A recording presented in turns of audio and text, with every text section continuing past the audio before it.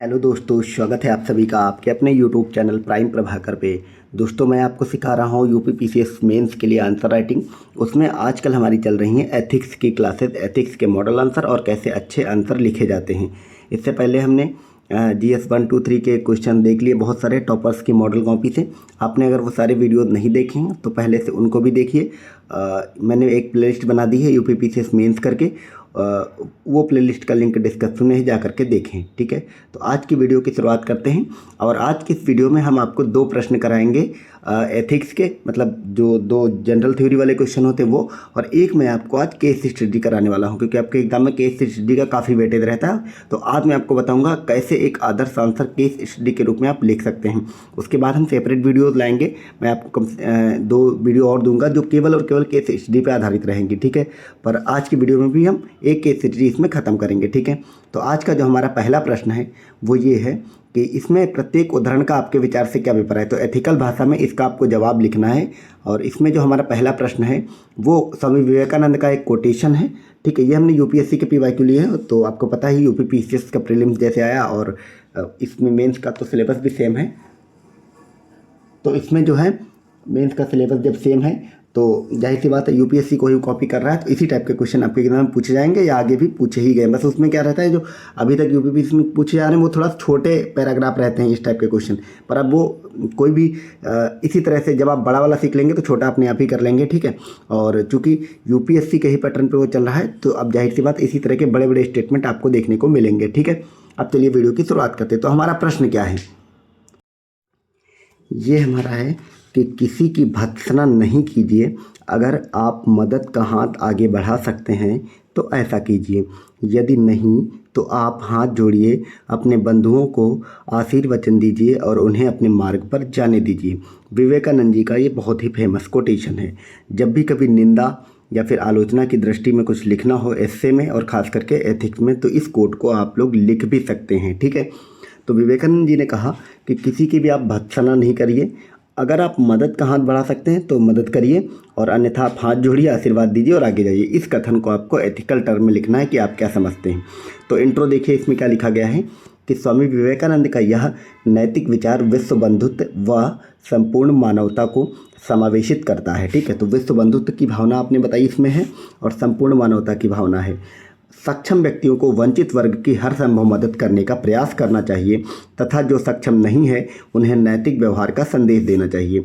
तो इसी बात से आप अपने आंसर को आगे बढ़ाएंगे। ठीक है, इसी के परिप्रेक्ष्य में आप एग्जाम्पल देंगे। ठीक है, अगर आप आलोचना मत करिए, आप सक्षम हैं मदद करने में, मदद कर सकते हैं तो करिए, वरना फिर आलोचना मत करिए। इसका सिंपल सा इतना मतलब है। और जो सक्षम नहीं है वो नैतिक व्यवहार करें कम से कम, इसकी बात इसमें करी गई है। अब अगला पॉइंट हमारा क्या है कि ईश्वर चंद्र विद्यासागर की दयालुता व मानव सेवा की भावना, आपने एग्जाम्पल दिया ईश्वर चंद्र विद्यासागर का, कि ईश्वर चंद्र विद्यासागर की दयालुता व मानव सेवा की भावना के उदाहरणों में देखा जा सकता है कि उन्होंने किस प्रकार गरीबों व वंचित वर्ग के लिए शिक्षा व स्वास्थ्य संस्थाएं बनाई। तो ये आपने एग्जाम्पल दिया। फिर अगला है, हाल ही में कोविड-19 संकट के दौरान डॉक्टर, पुलिस, सभ्य समाज, नागरिक समाज, छात्रों आदि द्वारा वंचित वर्ग के लिए भोजन, पानी, स्वास्थ्य व आवास उपलब्धता में सरकार व प्रशासन की मदद की जाए, ये भी इसमें कहा गया है। फिर नेक्स्ट आपने एक एग्जाम्पल दिया, राजस्थान कैडर की IAS अधिकारी डॉक्टर मंजू, जो अपनी प्रशासनिक भूमिका के साथ साथ उदयपुर के आदिवासी इलाके में वंचित वर्ग को स्वास्थ्य सेवाएं देकर मानवता को आगे बढ़ा रही हैं। तो आप जब भी एथिक्स का आंसर लिखेंगे, और कोई भी IAS IPS इस टाइप के लोग जो हैं, प्रशासनिक अधिकारी, प्रशासन से जुड़े हुए लोग, अगर कुछ ऐसा काम करते हैं जो बहुत ही अच्छा है और उसको एग्जाम्पल के रूप में आप लोग कोट जरूर करें। तो राजस्थान कैडर की IAS अधिकारी थी डॉक्टर मंजू। तो ये क्या था, ये पहले डॉक्टर थी, उसके बाद आपको पता है बहुत सारे लोग आते हैं तो वो IAS बन गई। तो ये अपनी प्रशासनिक भूमिका निभाती थी, और उसके बाद उदयपुर का जो आदिवासी एक इलाका था उसमें वो डॉक्टरी सेवाएं भी अपनी दे रही थी। ठीक है, तो मतलब जा करके अपना शाम तक ड्यूटी करा, उसके बाद जा करके वो लोगों को फ्री में इलाज करती थी, देखती थी। ठीक है, तो इसको भी आप लिख सकते हैं एग्जाम्पल में। अगला है, दूसरी तरफ आज समाज में क्रोनी पूंजीवाद, तो क्रोनी कैपिटलिज्म आपको पता ही है, वह प्रशासन में भ्रष्टाचार के कारण संसाधनों का केंद्रीकरण हो रहा है, जिसके कारण देश में सतत व समावेशी विकास में बाधा उत्पन्न हो रही है, तथा वंचित वर्ग तक सरकार की पहुंच, लोक कल्याणकारी नीतियों का लाभ नहीं पहुंच रहा है। तो ये मतलब इन सब पॉइंट्स को आपने नेगेटिव पॉइंट्स में दिखाया कि ये क्यों नहीं पहुँच रहा है। अब आप इंट्रो लिख देंगे कि अतः कहा जा सकता है, कंक्लूजन, कि स्वामी विवेकानंद के नैतिक विचारों को हमारे संविधान की प्रस्तावना, मूल अधिकार व मूल कर्तव्यों में भी शामिल किया गया है। साथ ही हमारी प्रशासनिक सेवाओं का मूल उद्देश्य भी वंचित वर्ग तक सुशासन को पहुंच बनाना है। या आप इसको ये भी लिख सकते हैं, गांधी का जो सर्वोदय का विचार था, ठीक है, उसको भी ये उसको भी ये पूर्ण करता है। इस टाइप की बात आप लिख सकते हैं कंक्लूजन में। अगले क्वेश्चन की तरफ बढ़ते हैं। अगला क्वेश्चन में महात्मा गांधी जी का कोट है कि स्वयं को खोजने का सर्वोत्तम मार्ग यह है कि अपने आप को अन्य की सेवा में खो दें। तो ये दूसरों की सेवाओं के संबंधित के सेवा करने के बारे में गांधी जी का कथन है। अब इसमें हम क्या लिखेंगे इंट्रो, कि महात्मा गांधी के उपर्युक्त कथन से तात्पर्य है कि व्यक्ति का व्यक्ति होना तभी सार्थक है जब वह अपने आप को मानवता की सेवा में पूर्ण रूप से समर्पित कर दे। तो इसी लाइन की व्याख्या के रूप में आपने इंट्रो लिख दिया। अब हम एग्जाम्पल देंगे इसमें कुछ, जैसे मदर टेरेसा के एग्जाम्पल से शुरुआत करेंगे कि मदर टेरेसा के उदाहरण में देखा जा सकता है कि वे मानव सेवा व कुष्ठ रोगियों की सेवा में पूर्ण रूप से समर्पित थे और इसी संपूर्ण भाव से उन्होंने अपनी पहचान भी बनाई थी। फिर अगला एग्जाम्पल हमारा है नोबेल पुरस्कार विजेता कैलाश सत्यार्थी, जिन्होंने अपना संपूर्ण जीवन बाल अधिकारों के लिए समर्पित कर अपनी एक अलग पहचान बनाई। बचपन बचाओ आंदोलन इसका आपको पता ही होगा। फिर अगला एग्जाम्पल देंगे हम नेल्सन मंडेला का। तो नेल्सन मंडेला ने अपने आपको खोजने का मार्ग अपने लोगों की भलाई व रंग भेद की नीति के खिलाफ लड़ाई को बनाया। चौथा एग्जाम्पल देंगे पर्यावरणीय नैतिकता का। तो पर्यावरणीय नैतिकता व जीवों के प्रति समर्पण का भाव चंडी प्रसाद भट्ट और सुंदरलाल बहुगुणा के उदाहरणों में देखा जा सकता है। तो जब भी पर्यावरणीय नैतिकता की बात आएगी तो वहाँ पे आप 2 एग्जाम्पल अपनी कॉपी में नोट डाउन कर लेंगे कि सुंदरलाल बहुगुणा और चंडी प्रसाद भट्ट। फिर प्रशासनिक दृष्टि से भी अनेक उदाहरण देखे जा सकते हैं जिसमें अपना जीवन का उद्देश्य मानव सेवा, राष्ट्र हित को बनाएं, जैसे मंजूनाथ सत्येंद्रनाथ दुबे। तो अब आपने देखा कि इसमें 5, अब इस बात को मानव सेवा की बात अगर करें, ठीक है, दूसरों की सेवा की बात करें, तो ये कथन तो महात्मा गांधी का था, लेकिन इसको प्रूव करने के लिए आपने कितने एग्जाम्पल दिए? 5 एग्जाम्पल। आपने मदर टेरेसा का एग्जाम्पल दिया, नोबेल पुरस्कार विजेता कैलाश सत्यार्थी का एग्जाम्पल दिया, नेल्सन मंडेला का उदाहरण दिया, पर्यावरणीय नैतिकता का दिया, प्रशासनिक दृष्टि से दिया। तो ये सारे अलग अलग एस्पेक्ट से अपने एग्जाम्पल दिए, ठीक है। अब इसका कुछ हम देखते हैं। दूसरी तरफ ऐसे उदाहरण भी हैं जहां मानव व्यक्तिगत हितों व भौतिकवादी हितों को सर्वोपरि रखकर अपने स्वार्थों की पूर्ति में लगा हुआ है, जिससे प्रकृति को नुकसान के साथ साथ देश के सतत समावेशी विकास के उद्देश्य को नुकसान पहुंच रहा है, ठीक है। तो हमने इसका नेगेटिव एस्पेक्ट, इसका नेगेटिव एस्पेक्ट नहीं, जो लोग इसमें संलग्न नहीं है या मानव सेवा नहीं करते उससे क्या नुकसान होता है उसको दिखाया। अब हम कंक्लूजन कर देंगे कि अतः कहा जा सकता है कि गांधी जी के नैतिक विचारों में वंचित वर्ग को सामाजिक आर्थिक उत्थान, लैंगिक समानता, मानवाधिकार, प्रकृति संरक्षण और मानव का कल्याण शामिल है। तो ये सारी बातें गांधी जी के विचारों में है, इसको साथ हमने इसको कंक्लूड कर दिया। तो हमारे 2 आज के क्वेश्चन हो गए। अब हम देखेंगे एक केस स्टडी, ये इंग्लिश हिंदी दोनों में लिखी गई। हम हिंदी वाली केस स्टडी पढ़ते हैं, फिर देखेंगे इसका आदर्श आंसर कैसे लिखा जाएगा, ठीक है। तो ये हमारी केस स्टडी थोड़ा सा बड़ी है, इसको हम देखते हैं। अब मैं इसको पढ़ूंगा आप लोग को समझाते हुए, ठीक है। रामपुरा एक सुदूर जनजाति बहुल जिला अत्यधिक पिछड़ेपन व दयनीय निर्धनता से ग्रसित है, ठीक है। तो रामपुरा एक सुदूर जनजाति जिला है और बहुत ही पिछड़ा है और दयनीय निर्धनता उसमें है। कृषि स्थानीय आबादी की आजीविका का मुख्य साधन है, लेकिन बहुत छोटे भू स्वामित्व के कारण यह मुख्यतया निर्वाह खेती तक सीमित है, ठीक है। तो बहुत छोटे छोटे खेत है इसमें, यानी निर्वाह खेती सिर्फ उनका गुजारा होता है, सिर्फ खाना ही मिलता है, उसके अलावा और कुछ नहीं है।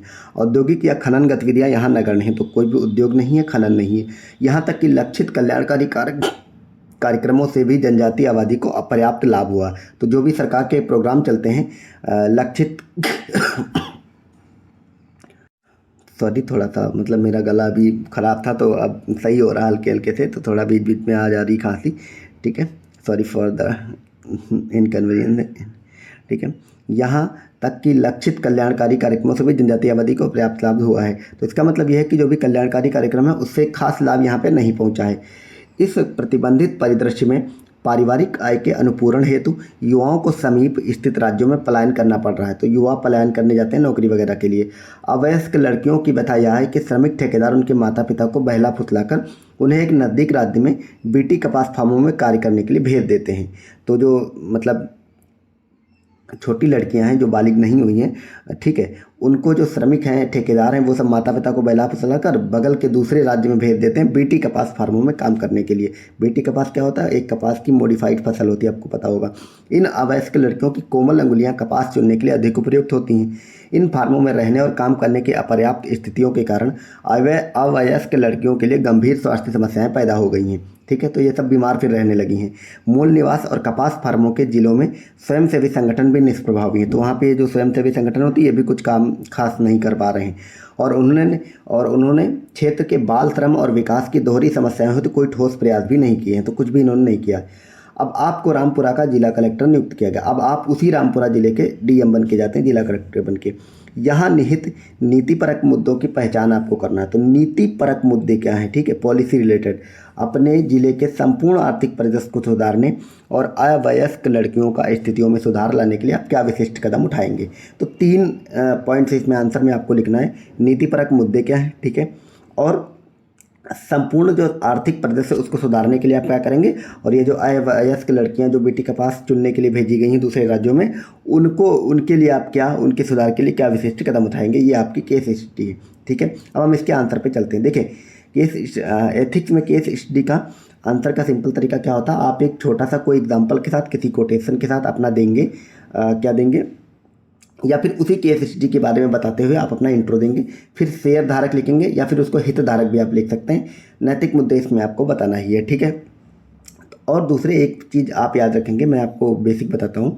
जब भी केस स्टडी सॉल्व करें तो एक चीज़ याद रखें, वो आपको कितना भी केस स्टडी पेचीदा हो और कितना भी कंफ्यूज करने का प्रयास करे, एक चीज़ आप हमेशा याद रखिएगा कि आप कभी भी एथिकल टर्म है, जो एथिकल मुद्दे हैं, एथिक्स है, आपकी जो मानवता है, जो नैतिकता है, उससे नहीं भटकेंगे, ठीक है। मेरा कहने का मतलब ये है, वो कितने भी आपको संविधान की दुहाई दे, इलीगल चीज़ों की बात करें, ये करे वो करे, कुछ भी कहा गया हो केस स्टडी में, आपका आंसर, क्योंकि ये एथिक्स का पेपर है, नैतिकता, मानवता, ये जितने भी अच्छे अच्छे मूल गुण हैं, इन सब के इर्द गिर्द होना चाहिए। मतलब फाइनली जो आपका कंक्लूजन है इनके ज़्यादा निकट होना चाहिए बनस्पत की संवैधानिक प्रक्रिया के, ठीक है। ये आप याद रखेंगे, बेसिक बात इतनी थी।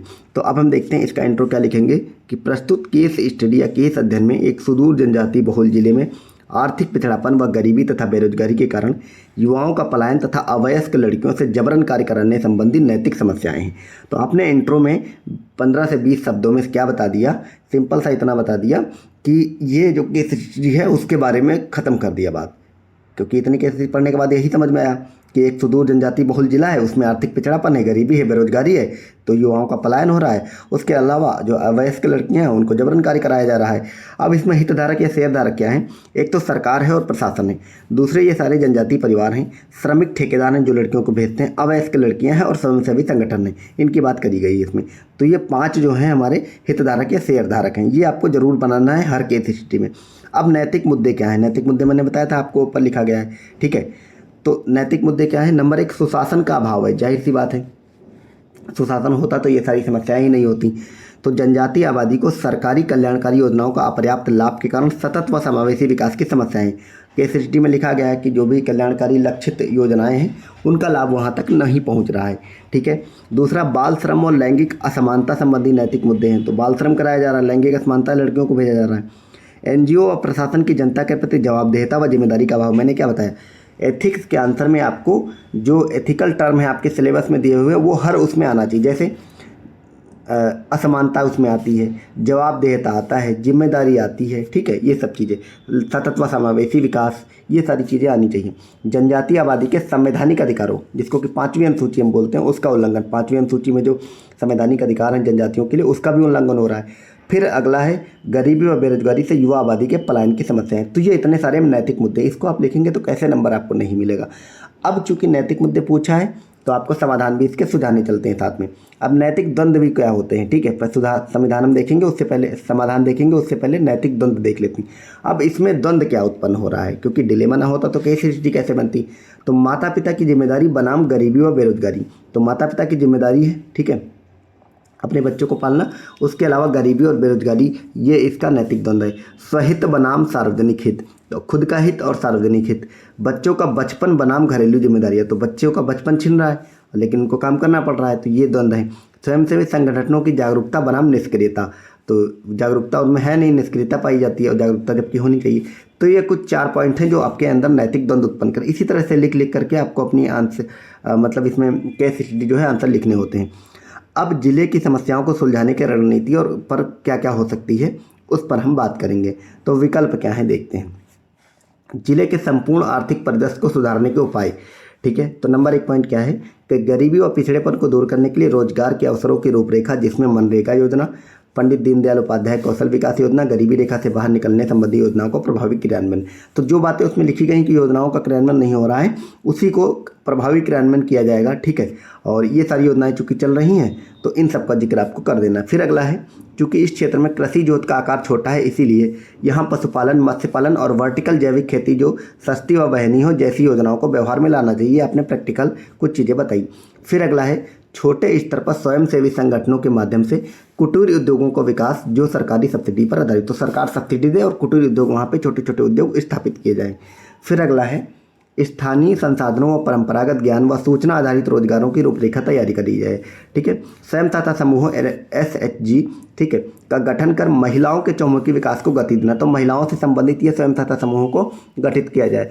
प्रशासन आपके द्वार, तो प्रशासन आपके द्वार जाए, ना कि आप प्रशासन के द्वार जाएं। जैसे कार्यक्रमों के माध्यम से जनजातीय आबादी की समस्याओं का समाधान, जिसमें शिकायत निवारण तंत्र स्थापित किया जाए, फीडबैक वो लोग दे सकें, ऐसी व्यवस्थाएं करी जाएं, ठीक है। तो ये आपके हो गए वहाँ पे आर्थिक क्या क्या सुधार किए जा सकते हैं। अब अगला हम बताएंगे, चूँकि आपके एग्जाम क्वेश्चन में था कि अवयस्क लड़कियों की स्थिति में सुधार करने के लिए आप क्या क्या उपाय कर सकते हैं। तो इसमें सबसे पहले क्या करना है, शिक्षा पर दिया जाए सबसे, क्योंकि शिक्षा सबसे ज़्यादा जरूरी है। कौशल विकास किया जाए, स्किल ट्रेनिंग दी जाए। शिक्षा और कौशल विकास के कार्यक्रम, जिनमें एकलव्य विद्यालय चल रहा है, आपको पता, जनजातीय बहुल क्षेत्रों के लिए, आश्रम विद्यालय और छात्रवृत्ति संबंधी योजनाओं के तहत बालिकाओं को शिक्षित किया जाए, ठीक है। बाल श्रम निषेध अधिनियम 1986 के तहत श्रमिक ठेकेदारों पर रोक कार्रवाई की जाए, ठीक है। तो मैंने क्या बताया, मजबूरी जरूर है, उनकी जिम्मेदारी जरूर है काम करने, पैसा कमाना, क्योंकि बहुत गरीबी है, लेकिन कहीं से भी आप एथिक्स का चूंकि पेपर है, बाल श्रम को सही नहीं ठहरा सकते। तो बाल श्रम निषेध अधिनियम लगाया जाए और श्रमिक ठेकेदारों पर कार्रवाई करी जाए, ठीक है। फिर है, अवयस्क लड़कियों से संबंधित सरकारी योजनाओं के बारे में NGO, मीडिया, स्थानीय प्रतिनिधियों के माध्यम से माता पिता को जागरूक भी किया जाए, ठीक है। स्थानीय स्तर पर स्वास्थ्य में सुधार हेतु अच्छे स्वास्थ्य के लिए आधारभूत ढांचे का विकास कर आयुष्मान भारत जैसी योजनाओं को क्रियान्वयन किया जाए। तो ये इतने पॉइंट्स कर महिलाओं की भूमिका हम वहाँ पे सुधार सकते हैं, ठीक है। अब अगला देखते हैं, ये यहाँ पे अब सारे पॉइंट्स हो गए जो हमको आंसर में लिखने थे। अब हम कंक्लूजन कर देंगे कि अतः जनजातीय बहुल जिले की गरीबी, बेरोजगारी, पलायन व अवयस्क लड़कियों की स्थिति में सुधार संबंधी एक व्यापक रणनीति पर कार्य करना होगा, जिसमें जिला प्रशासन, स्थानीय प्रतिनिधि, मीडिया, स्वयंसेवी संगठन व स्थानीय नागरिक भूमिका अच्छे से निभा सकते हैं। तो ये मतलब एक वे फॉरवर्ड कंक्लूजन के साथ हमने इस आंसर को समाप्त कर दिया। तो ये हमारे हो गए आज की ये केस स्टडी और ये 3 सवाल, ठीक है। आप सब बताइएगा कमेंट करके ज़रूर कि आपको ये वीडियो कैसा लगा, और आप लोग मेरे टेलीग्राम से जुड़ जाएं, वहाँ पे मैं इन सब की PDF डाल दूंगा। ऑलरेडी बहुत सारे PDF पड़े हुए हैं, मेंस का बहुत सारा मटेरियल पड़ा हुआ है, ठीक है। और दोस्तों, अभी मैं आपको सबके लिए एक फ्री प्राइम प्रभाकर आपकी चूँकि चैनल है, तो प्राइम बैच शुरू कर रहा हूँ UPPSC 2025 और RO एग्ज़ाम के लिए। RO एग्ज़ाम आपका पहले हो जाएगा, आने वाले 3 महीने के अंदर हो जाएगा, ठीक है।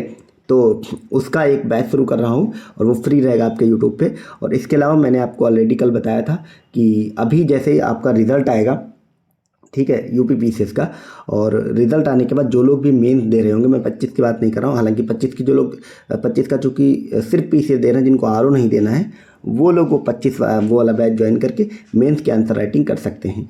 तो उसमें मैं आपको क्या करूँगा, अभी मैं चूँकि मैंने फॉर्मेटिंग उसकी नहीं करी, पर मैं आपको रफली बता देता हूँ।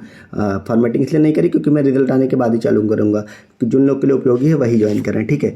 तो उसमें क्या रहेगा, आपके नंबर 1 तो रिजल्ट आएगा, जैसे मान लो फॉर एग्जांपल 15 फरवरी को आपका एक रिजल्ट आया, तो मैं 21 फरवरी से या 22 से, मतलब जस्ट उसके 7 दिन बाद, आपका 1 हफ्ते के बाद वो शुरू हो जाएगा। उसमें मैं आपको क्या कराऊंगा, सबसे पहले तो 2018 से लेकर के 2023 तक के कंप्लीट PYQ कराऊंगा भी, और आप सबको प्रोवाइड भी करा दूंगा अच्छे से, हैंड रिटन वाले, ठीक है, ताकि वहाँ से बहुत से रिपीटेड होते हैं। आपको एस्से लिखना बताऊंगा कि एस्से में कैसे ब्रेनस्टॉर्मिंग करनी है, कैसे एस्से लिखना है, ठीक है। तो एस्से के आपको बहुत सारे हैंड रिटन एस्से मैं आपको प्रोवाइड कराऊंगा, बहुत सारे इन द सेंस लगभग मैं आपको 20 से 25 एस्से। उसके साथ मैं आपको कराऊँगा, ये सारे अलग अलग टॉपिक पर रहेंगे, ठीक है। और एस्से की कुछ मैं 4-5 क्लासेस भी लूँगा, क्लासेस आपकी यूट्यूब पे ही रहेंगी। और इसके बाद क्या किया जाएगा कि आपको आंसर राइटिंग, सबसे बड़ी बात जो होती है, तो आपको 2 से 3 क्वेश्चन डेली मिला करेगा, और वो भी कैसे रहेंगे उन सबको मैं रूपरेखा बना दूंगा। एक तो सब्जेक्ट वाइज और सब्जेक्ट्स के अंतर्गत टॉपिक वाइज, ताकि उन्हीं 2 से 3 क्वेश्चन के तहत आपका क्या हो जाए, जब आपका आंसर उसका लिखाया जाए तो आपका एक एक टॉपिक सब्जेक्ट भी कंप्लीट होता चले, और उसके आंसर आप लोग लिख के भेजेंगे, सेपरेट ग्रुप बना दिया जाएगा। तो आपके आंसर मैं खुद ही मतलब हैंड रिटन उसको चेक करूँगा, उस पर फीडबैक दूंगा, उसमें क्या लिखा जा सकता है, एकदम मतलब मैनुअली चीज़ें होंगी, कोई भी ठेके पे नहीं रखी जाएंगी लोगों को, ताकि जो लोग कॉपी चेक करते हो मैं खुद ही सारी चेक करूँगा, भले भी कितना भी समय लगे, कितना मतलब नहीं, 1 से 2 दिन में चेक करके आपको भेज दिया जाएगा, ठीक है। और उसके बाद आपको मॉडल आंसर हैंड रिटन दूंगा। हैंड रिटन मैं बार बार इसलिए बोल रहा हूँ चीज़ें देने का, हैंड रिटन में क्या फ़ायदा होता है, देखो आपको जो मॉडल आंसर दिए जाते हैं प्रिंट करके, उससे छपा करके, या फिर जो आपको समझाया जाता है प्रिंट से, उसमें क्या होता है कि हमारा दिमाग जो है ना वो विजुअल मेमोरी क्रिएट करता है। आपने पढ़ा तो प्रिंट वाले आंसर है, एग्ज़ाम में लिखेंगे जा करके तो वहाँ हैंड रिटन वाला लिखेंगे, फिर प्रिंट वाला हमें याद नहीं आने लगता है। लेकिन हैंड रिटन होता तो वो एज इट इज़ याद आने लगता है कि यहाँ पे कैसा डायग्राम बना है, किस तरह का डायग्राम बना है, कैसा फ्लो चार्ट बना है, वो सारी चीज़ें याद आने लगती हैं। तो वो थोड़ा विजुअल मेमोरी क्रिएट रहे ताकि आपके एग्ज़ाम में याद हो, इसलिए मैं सारी चीज़ें हैंड रिटन वो वाली दूंगा। इसके अलावा आपके एग्ज़ाम से जस्ट मतलब 45 दिन पहले आपको 10 जो है वो फुल लेंथ टेस्ट मिलेंगे अलग अलग सब्जेक्ट से। 10 के मैं लगभग उनको 12 तक कर दूंगा, ठीक है।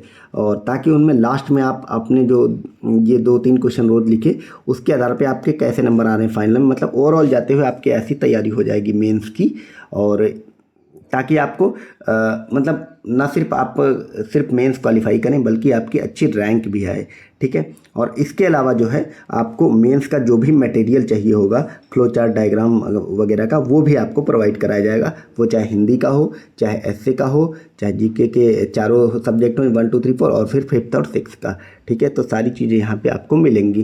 तो वो चीज़ मैं शुरू करूँगा, और इस चीज़ के लिए आप लोग कमेंट करके मुझे बताएं। टेलीग्राम पे जुड़े तो वहाँ पे मैसेज करें कि मुझे शुरू करना चाहिए, नहीं शुरू करना चाहिए, ठीक है। मैंने बहुत सोच समझ के बाद ये सब किया, और मार्केट में आपको पता होगा मेंस के कोर्स वगैरह कितने क्या महंगे चल रही हैं सब चीज़ें, और यही सब देते हैं और हैंड रिटन करते भी नहीं हैं। और वो लोग तो मतलब लोगों को रख लेते हैं, मुझे खुद पता है, मैं खुद नाम नहीं लूँगा, 3-4 कोचिंग जाता हूँ जो लखनऊ में बड़ी बड़ी कोचिंग्स हैं।